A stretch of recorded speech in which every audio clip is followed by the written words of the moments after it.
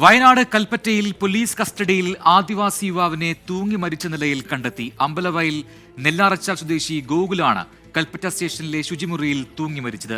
മരണത്തിൽ ദുരൂഹത ആരോപിച്ച് കോൺഗ്രസും ബിജെപിയും രംഗത്തെത്തി.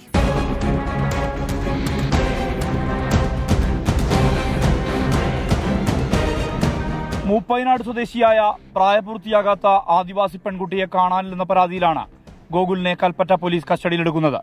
ഇന്നലെ കോഴിക്കോട് നിന്ന് കണ്ടെത്തിയ ഇരുവരെയും രാത്രി 11:30 കൽപ്പറ്റ സ്റ്റേഷനിലെത്തിച്ചു. തുടർന്ന് പെൺകുട്ടിയെ സംരക്ഷിത കേന്ദ്രത്തിലേക്ക് മാറ്റി. രാവിലെ ശുചിമുറിയിലേക്ക് പോയ ഗോകുലിനെ ഫുൾ സ്ലീവ് ഷർട്ടിൽ തൂങ്ങി മരിച്ച നിലയിൽ കണ്ടെത്തി. ബാത്റൂമിൽ പോകാൻ ആവശ്യപ്പെട്ടതുകൊണ്ട് ആ സമയത്ത് ബാത്റൂമിൽ പോയി കുറച്ച് കഴിഞ്ഞിട്ട് 10 മിനിറ്റ് കഴിഞ്ഞിട്ട് നമുക്ക് കുറച്ച് സംശയം തോന്നിയതുകൊണ്ട് അതിൽ ബ്രേക്ക് ഓപ്പൺ ചെയ്യുമ്പോൾ അവനെ ഒരു ഷർട്ട് ഇട്ടിട്ട് തൂങ്ങി.